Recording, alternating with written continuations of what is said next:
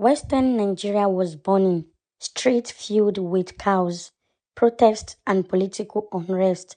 In the middle of it all stood a man who dared to challenge the status quo. His name, Ladoke Akintola, a lawyer, a politician, a leader, but also a target of controversy. This is the story of power, rivalry, and a life cut tragically short. Ladoke Akintola was born in 1910 in Ogbomosho, in what would later become Nigeria's western region. From humble beginnings, he rose to prominence as one of the most influential politicians in post-independence Nigeria. His life will intertwine with the destiny of a nation in turmoil, and his decisions will echo for decades. Akintola received his early education in local schools in Ogbomosho, later moving to Ile-Ife and Ibadan for higher studies. Gifted and disciplined, he excelled academically. He trained as a lawyer, one of the few in his generation in Western Nigeria, and this gave him the tools to navigate the complex political landscape that awaited him. His early legal work earned him respect among the elites and ordinary citizens alike, laying the groundwork for a political career that would soon shape story and history. Akintola's political journey began when he joined the action group led by Obafemi Awolowo. The party sought to modernize the Western region and push for federal reforms in a newly independent Nigeria. Akintola's intelligence, eloquence, and strategic thinking earned him rapid promotion. By the late 1950s, he became premier of the Western region, tasked with governing one of Nigeria's most dynamic areas. As premier, Akintola promoted industrialization, education, and infrastructure. Yet, his leadership style was pragmatic and at times controversial, reflecting his cautious approach to balancing regional and federal interests. Akintola believed in regional autonomy, arguing that the Western region should have freedom to pursue its own policies within the federation. He was meticulous, conscious, and a negotiator by nature.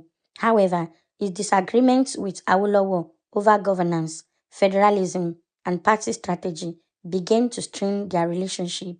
What was once a partnership turned into a political rivalry that divided the Western region.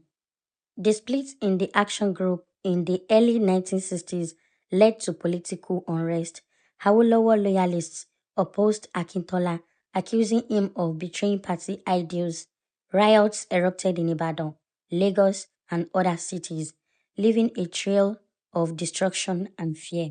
Federal authorities intervened, suspending the Western region government. Soldiers were deployed, and politicians, journalists, and citizens alike were caught in the turmoil. Akintola's factions continued to govern under tense conditions, balancing power, public opinion, and the threat of violence.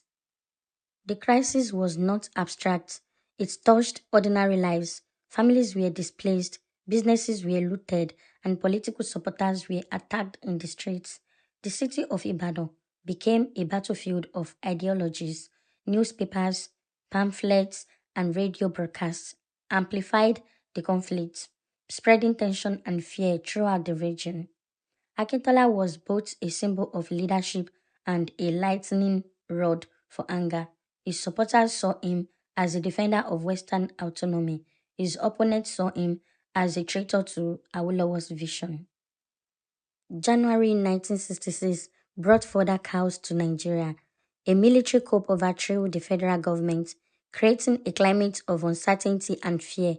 Ladoke Akintola was assassinated on January 15th, 1966, a victim of political violence and intrigue. His death shocked the nation. Western Nigeria mourned the loss of a leader, while political analysts debated the causes and implications of his assassination. The event marked a turning point in Nigerian history, signaling the beginning of a long era of military intervention in politics. Ladoke Akintola's life remains a lesson in leadership, ambition, and the complexities of post-independence politics. He navigated a nation struggling to define itself, balancing federal demands with regional interests. His death highlighted the fragility of democracy in a young nation.